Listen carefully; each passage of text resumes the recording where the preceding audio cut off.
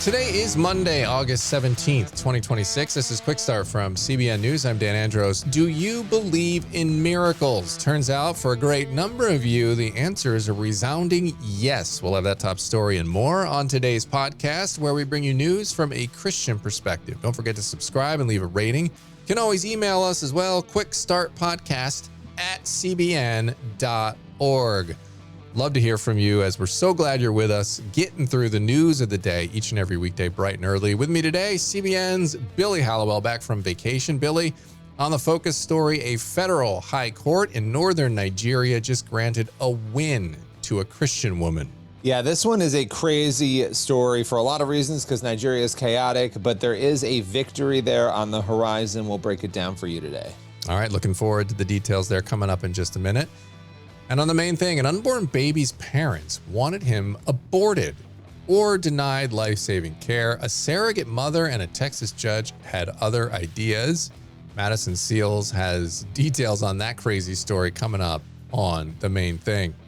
All right, our sponsor for this podcast, Christian Solidarity International. I mean, Billy just has a story coming up here on Nigeria. We know about the stories we've been talking about there. Survivors of Islamist attacks in Nigeria are just going through hell on earth, to be honest. I mean, family members killed, neighbors killed, some of them abducted into all kinds of human trafficking and things of that nature. Well, that's where Christian Solidarity International comes in. They're on the ground in Nigeria and other really dangerous places around the globe, and they are there providing those immediate needs, practical help, food, clean water, housing, the basic stuff that often gets overlooked. But they support families with medical expenses, other things that they need. And just the rest of the world seems to have forgotten so many times persecuted Christians in need. Nigeria, I mean, this story, you have to think, if it were some other group that's being targeted mainly other than Christians, you would think that this probably is going to be a 24/7 in the news channel all the time. But a lot of the times the networks just seem like they don't care. They might do a token story and then just move on. But these are people that we're called to help as Christians. We are called to help fellow Christians, particularly ones who are in need and who are being persecuted. And a great way you can do that is by partnering with our friends at Christian Solidarity International. You could do that by going to csi-usa.org/quickstart, and you too can help persecuted Christians in need. csi-usa.org/quickstart. All right, going to go to the news in 90 seconds now. And a George Washington movie has blown past expectations at the box office and has more than doubled its initial budget.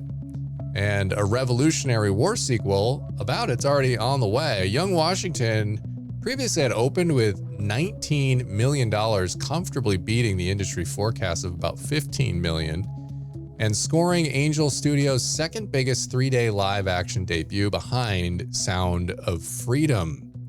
Director John Irwin isn't stopping with Washington's early years. He's already announced a follow-up titled 1776, focusing on the Revolutionary War.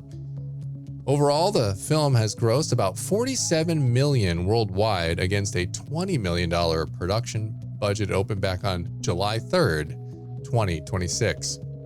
And nearly half of Americans say they've personally experienced what they believe was a miraculous answer to prayer. A new American Bible Society survey found 48% of Americans report a miraculous answer to prayer, while 35% say they've witnessed or experienced a divine healing. The numbers climbed dramatically among practicing Christians. 9 in 10 say they've prayed for something they believe was answered miraculously. Those are just some of today's top headlines. Read more over at cbnnews.com. Billy, I know you wrote that story on those miracles and amazing numbers there. And, it's kind of interesting because as I was putting together the news we were going to cover in this segment, your story stood out to me. That is really cool. And I want to get your reaction to that in a minute. But I just watched this Young Washington movie. It's fantastic. And, when you couple that with these miracle numbers, the way George Washington was spared in some of those early battles is nothing short of miraculous.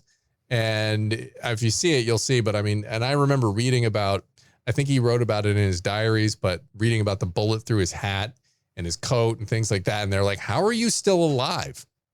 And the only conclusion a lot of people came to at that time was divine intervention. So miracles, Billy, a lot of people seem to believe they are real. And a lot of times they can vouch personally in their own lives for miracles that have been answered in their lives. Yeah. And I think, look, there are certain reasons why people are kept alive because they have purpose that not that, I mean, look, everybody has purpose, but there are certain things God's going to use them for. And I think when you look at George Washington, that's a person that, God clearly had a use for him. And I think we see that throughout history and the formation of this country. Sure.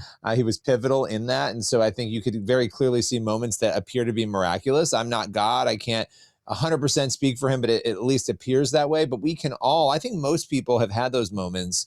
And so when this survey data, full disclosure, we actually talked a lot with American Bible Society about this survey data because we were like, look, there isn't a lot of it. A lot of this research has not really been done or it's very sporadic. And so because of our Investigating the Supernatural series at CBN, our documentary series, and people can go to cbn.com/supernatural to watch that, we were really encouraging them and they were really interested in doing this research. So there's more to come on this, actually. There's some more data that will be coming out on different elements of the supernatural, which is exciting. And in fact, I think there'll be a bigger chapter on this in the American Bible Society in September or October. So lots of great stuff there. But I think the point is a lot of people, not just Christians, have reported the miraculous in their lives. So yeah, it's pretty amazing. Absolutely, really great. Have you happened to see, by the way, Young Washington yet?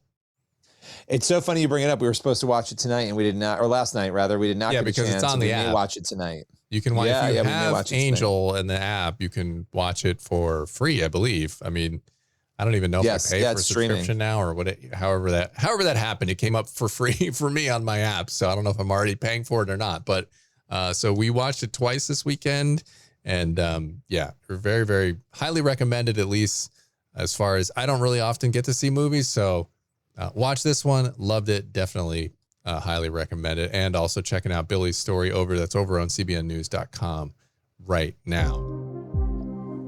All right, we're going to go to the focus story now. And a federal high court in northern Nigeria just granted a win to a Christian woman. Tell me about this story. Yeah, this is a wild story for a lot of reasons, because Nigeria is the place where there is more persecution than any other country in the world. A federal high court there, as you mentioned, they ruled that Islamic religious police, that they did not have the authority to arrest this woman. Her name is Sarah. It's a pseudonym.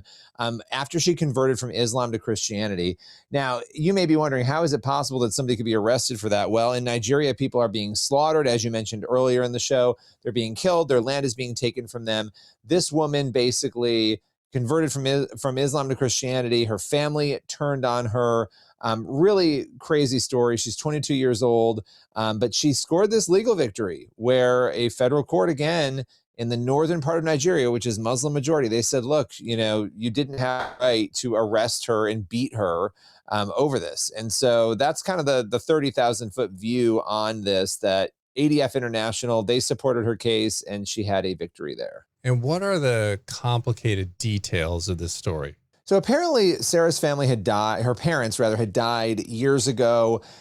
She in 2025 fled her family home, some of her older siblings. They were trying to apparently force her into a marriage she didn't want. And so last year she was being abused. She fled. And apparently this Christian family, the Abarases, they took her in and she converted to Christianity while she was living with that family. And her siblings were not happy about that. So they worked with the police. Apparently there are some local Islamic police that uphold Islamic rules and regulations. They had her arrested. She was apparently detained for a few days. She was beaten. And they were trying to apparently force her into this marriage. Now, it's very complicated because the Abara family that helped her, they too are facing some issues. But we can get into that in a moment. But apparently, the siblings, again, worked with the police to make this happen. And so, she went back and forth. But earlier this year, this Hisbah, it's called the Hisbah police. That's the religious police. They apparently were told by this high court, no, you actually can't arrest her for that. No, she can't be beaten for that. That it was a violation of her fundamental rights or human dignity and religious liberty, which apparently to some degree is protected in the constitution there in Nigeria. So lots of interesting issues, but that does not, by the way, mean that she's not going to face other issues as a result of this, right? Even if she's not held legally accountable, the way that the family has behaved and other local people there have purportedly behaved, you still have to worry about her safety and well-being. Yeah, absolutely. So what happened to the family who helped her? Okay, so they were accused by her siblings of kidnapping her. And so they too now are on their case has not been dismissed. So they are up on charges. They are facing an uphill battle. I believe Alliance Defending Freedom is also working with them and defending them. They kept her safe and when she had fled. And so they're facing retribution for that right now. So we'll have to see where that goes from here. But it seems like we need to be praying for them because, again, they're being punished for helping her. Goodness gracious. I mean, this is the sort of stuff that's going on in Nigeria. And man, it's hard to trust the courts. It's hard to trust the government. It's hard to trust anybody over there. And we definitely need to just be lifting up families like this. And this woman and her family and others in those similar situations in prayer, like we were talking about with CSI earlier in the cases that they're seeing day in and day out. It's really tough and it is complicated because it's not so cut and dry and black and white as to why things are happening. So it's difficult to navigate, and particularly when in the previous administration, the Biden administration took, I think, Nigeria off the countries of particular concern. The Trump administration put it back on. And so we're kind of starting back from scratch on that as far as putting international pressure on Nigeria, which is really what they need at this point in order to hold governments accountable for not acting out and helping, especially Christians in situations like this. Final thoughts, Billy? Yeah, I mean, look, it's hard to know too, because we actually have an interview that'll be coming out probably sometime today with Brad Brandon from across Nigeria. And he said it's really possible that the family that was protecting her or someone else may have paid a judge off to give this positive ruling. Because the question is this positive ruling coming because of the pressure from the Trump administration and other, governments, or is there some other issue going on where it's like pay for play and people are desperate, so they're at least paying the judge off that they can? And he said he would not be surprised if it was a payment or a bribe and it's not the pressure, but he's hopeful that it's the pressure, obviously. And so he kind of breaks the case down, and people can find that later today on our YouTube channel. But yeah, we've got to be praying for Sarah and for this family, because the other thing, this is one of a bajillion cases that are very similar, unfortunately, to this. This is like almost a template for what is happening all across Nigeria. Yeah, it really is. And again, definitely prayers up for everybody in Nigeria, particularly Christians who are suffering and targeted at a way too high of a rate, and governments aren't always there to back them up. So let's pray that international pressure continues to be on and that these situations are resolved. And hopefully the violence can simmer down and calm down in the near future. So appreciate you bringing that one to the podcast today. We're going to head over to our main thing now. And a dramatic surrogacy case in Texas is raising some big questions and conversation about who gets to decide the fate of an unborn child. Texas Right to Life's Ashley Lienertz joins Madison Seals to explain how a surrogate mother and judge intervened to save a baby whose biological parents wanted him aborted, and the deeper moral questions the case raises about surrogacy itself. That's today's main thing. Baby Gabriel already has an incredible life story, and he's only a newborn. He became the center of a legal battle that spanned the states of Alaska, California, and Texas, and inspired some really important questions about surrogacy, parental rights, and most importantly, the value of human life. Ashley, can you fill in the details and tell us about who Baby Gabriel is and the story around his birth? Yes. Baby Gabriel is a story, a little baby that has gotten a lot of media attention here in Texas recently, and it's really highlighting a concern that most people probably aren't aware of, and that's the issue of surrogacy. And questions that have recently come up are what are the rights of a woman who's carrying a baby with through surrogacy, and what are the rights of the children and then the intended parents. And this little baby was born via surrogacy by a woman named McKenna, and she was up from Alaska. And whenever she was going through the pregnancy process, they found out that little baby Gabriel was going to have a heart condition that was very concerning to the intended parents. And unfortunately, in a lot of surrogacy agreements, there's very few protections for those children to not be aborted if there's some sort of potential abnormality. And those tests are often not correct, but even if they are, we still want to say, like, if a child is born with a disability, we wouldn't want to kill those children.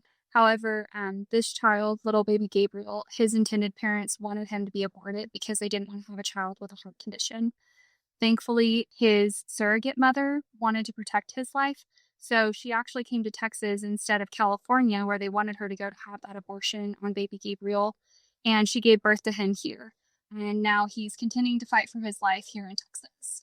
So Gabriel's life being spared is really because of two main people, the surrogate mother who you mentioned, McKenna West, and the Texas judge who stepped in to protect Gabriel's life. So can you talk about the steps that each of them took that were so impactful?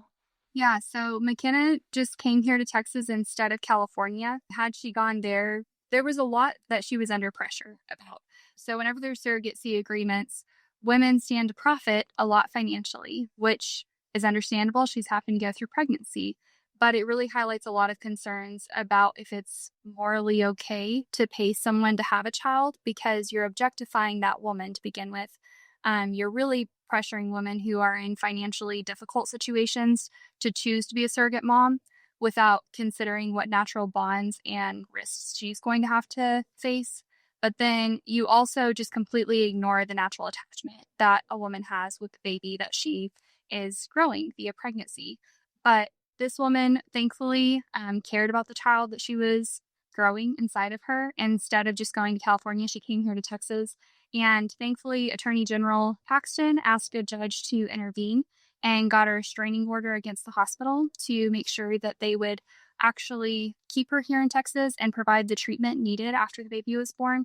Because even beyond the intended parents wanting baby Gabriel to be aborted, they said, okay, he's going to be born, but we're just going to object to any treatment being provided to him. And that would have, of course, hastened his death, even though treatment was available. And so this judge intervened and said that the hospital would have to provide the treatment needed whenever he was born, and that he could only be transferred to allow other treatment to be provided for him. So his life has been spared and not hastened, not killed prematurely in utero, not hastened after birth because of these two brave individuals acting on his behalf. So what is the situation now that Gabriel is here? Will he remain with McKenna West? That is to be determined. So we'll have to see how that plays out. This is really just highlighting the huge concerns with surrogacy. So here in Texas, this is something we just actually had an interim hearing or a Senate hearing on this a few weeks ago. And right now, surrogate mothers have very, very few rights to their children. And very rarely do they ever obtain parental rights of those children, even though you would naturally think of a woman who gives birth to a child as a mother of that child.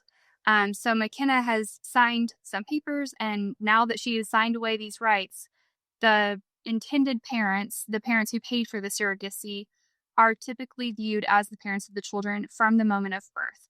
There's not any sort of adoption agreement. There's no sort of consent that's allowed after. Women like McKenna, even in this case, very rarely get to see the child even after birth or hold them. And it doesn't look like that's happened for McKenna yet either. And so we'll have to see how this plays out in the courts.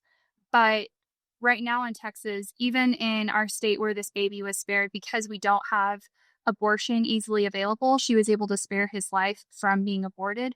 But she still is fighting for parental rights. And there's still a question of whenever you go through the surrogacy process, parents pay these hundreds of thousands of dollars at times, at minimum thousands of dollars for these children. And whenever they're not the ideal child, how those parents view those children. And so, like in this case, because baby Gabriel had a heart condition, his parents just wanted to end his life and restart. And now they're either going to have a child who has a heart condition that's concerning, or they might put him up for adoption, in which case McKenna could potentially try and adopt him.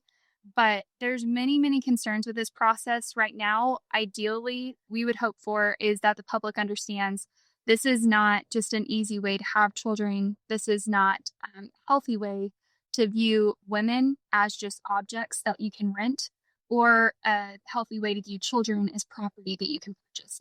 Yeah, and that makes sense because the nature of surrogacy is very contractual. Like you're saying, there's the reproductive contractor, and then the child, in a lot of cases like this one, is treated as a product that can just be thrown away or given away if the buyer doesn't want to accept it anymore. But really, the heart of this issue isn't about surrogacy or parental rights at all. It's about the value of human life. And the fact that abortion is still legal means that there is a systemic disregard for human life. And the fact that this surrogate mother was being forced to abort the child that she was carrying, even though she didn't want to, means the mother's life was devalued too, like you're talking about.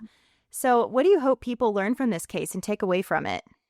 That is a good question. I hope, one, that people just learn more about the surrogacy process in general, and just take a little caution, as we love and support and want to stand with families who want to have children. We view every child as a blessing from God.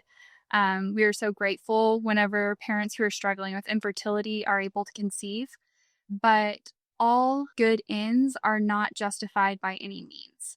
And surrogacy is really one of the means that, as we've just been saying, it really disregards children just as products, and it really objectifies women as just a tool to achieve an end. And I hope that more people will realize that there are some concerns with surrogacy and even the IVF process, which surrogacy uses. And so once again, we love people having children, but right now the surrogacy process uses the IVF process, and IVF tends to involve creating numerous embryos, which if they were in a woman's womb from that point, we'd understand these are little babies at the beginning of life. But because they're in a laboratory to begin with, they are disregarded very easily. So if it looks like a baby's going to have some sort of abnormality, they're thrown away. They're only implanting a certain number, and there's often leftover embryos that are either frozen or donated to science for research. And then some of those embryos in the surrogacy process will be implanted. And so it's beautiful that there's a baby that's wanted. It's beautiful that there's a family trying everything that they can to have a child. But surrogacy has lots of concerns that most people just aren't aware of. Even out of compassion, out of joy of wanting children, we need to be careful that we're not disregarding children or devaluing them in the process. And so I hope more people will just take time to think about that, and then support and pray for your friends who have gone through this or are considering going through this, and being brave enough to speak up and just speak on behalf of those women who maybe aren't fully informed about what they're participating in, or maybe are feeling pressured to participate in surrogacy because they don't have a lot of other financial support.